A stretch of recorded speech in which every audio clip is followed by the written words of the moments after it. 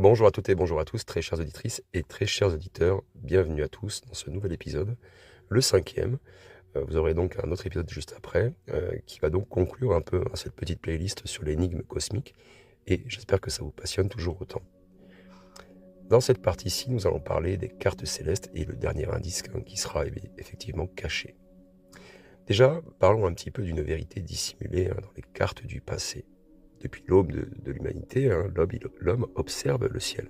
Et chaque civilisation a cherché en fait à cartographier les étoiles, à les comprendre, les relier et leur donner du sens. Et donc les Sumériens, les Égyptiens, les Grecs, les Mayas, tous avaient une connaissance astronomique avancée, et bien avant que la science moderne ne puisse confirmer leurs observations, bien sûr. Et si, au sein de ces cartes anciennes, se cachait un indice oublié, un message qu'ils auraient laissé derrière eux, un avertissement ou une révélation que nous avons négligée. Et nous allons aujourd'hui explorer cette possibilité. Alors comme d'hab, il y a un dernier indice qui est caché dans cet épisode. Donc écoutez attentivement. Parlons d'abord des premières cartes célestes, une connaissance perdue. Les plus anciennes cartes célestes connues datent de plus de 5000 ans. Donc vous avez la carte sumérienne d'Uruk, qui est gravée sur une tablette d'argile et qui décrit avec précision la position des constellations bien avant les Grecs. Vous avez aussi la carte de Duan Wang en Chine, qui révèle plus de 1400 étoiles, bien avant que les Européens ne commencent à dessiner leurs propres cartes célestes. Vous avez aussi des codex mayas, notamment le codex de Dresde, qui contiennent des relevés astronomiques si précis qu'ils permettent de prédire les éclipses avec une exactitude saisissante. Alors me diriez-vous, comment ces peuples anciens pouvaient-ils avoir en fait une telle précision sans les instruments modernes que nous avons aujourd'hui? Et plus troublant encore, pourquoi certaines de leurs cartes contiennent des anomalies qui ne correspondent pas à ce que nous connaissons du ciel aujourd'hui? Parlons maintenant de la constellation disparue, un mystère insoluble. Dans certaines tablettes sumériennes, une constellation inconnue est mentionnée. Les textes l'appellent Iku-Mu, I-K-U-M-U, ce qui pourrait se traduire par les 7 errants. Mais voici ce qui est étrange. Aucune trace de cette constellation n'existe aujourd'hui. Les astronomes modernes ont cherché, analysé, recoupé les données. Mais Ikumu ne correspond à aucun groupe d'étoiles visibles dans le ciel actuel. A-t-elle disparu? Ou bien, comme certains le suggèrent, faisait-elle référence à un phénomène temporaire comme un aliment rare ou une explosion stellaire? Et si ce phénomène était lié aux étoiles zombies dont nous parlons depuis le début de cette série? Alors ça nous amène à parler du paradoxe des orbites cachées, une sorte d'anomalie dans l'alignement des étoiles. En analysant les cartes anciennes, une autre anomalie apparaît. Certaines étoiles ne sont pas où elles devraient être.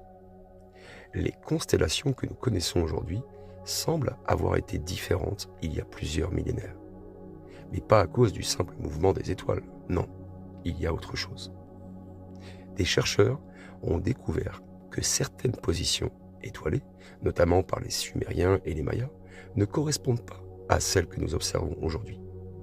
Comme si quelque chose en fait avait altéré la trajectoire de certaines étoiles. L'une des hypothèses avancées est que certains objets massifs et invisibles ont modifié les trajectoires des étoiles observées par les anciens.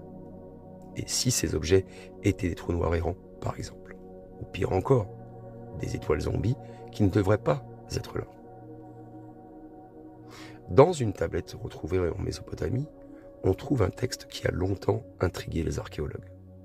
Il y est dit « Lorsque les 7 errants ne seront plus visibles, un message viendra d'au-delà du cercle céleste. » Alors, que signifie cette phrase?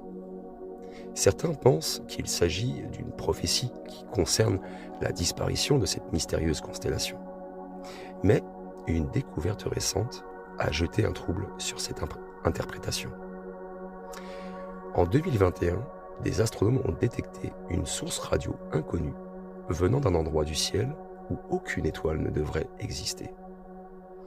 Cette source a été nommée obj, donc un objet, 72 Q, KU. Or, en sumérien ancien, Q, donc KU, signifie lumineux, mais invisible. Alors, est-ce que c'est une coïncidence? Ou bien un dernier message laissé par nos ancêtres que nous sommes seulement en train de déchiffrer actuellement? Alors, nous avons désormais toutes les pièces du puzzle. Nous avons parlé des étoiles zombies, de leurs signaux étranges, de liens avec les textes sumériens, et maintenant nous avons découvert que certaines étoiles ont disparu des cartes célestes anciennes. Mais la question demeure. Pourquoi? Est-ce que nos ancêtres avaient-ils compris quelque chose que nous avons oublié? Ou bien sommes-nous à la veille d'une découverte qui changera notre compréhension du cosmos à jamais? Le dernier épisode va tout vous révéler, mais attention, le dernier indice est caché dans tout ce que vous avez entendu jusqu'à présent. Voilà. J'espère en tout cas que les énigmes ne sont pas trop difficiles, que vous avez déjà des pistes.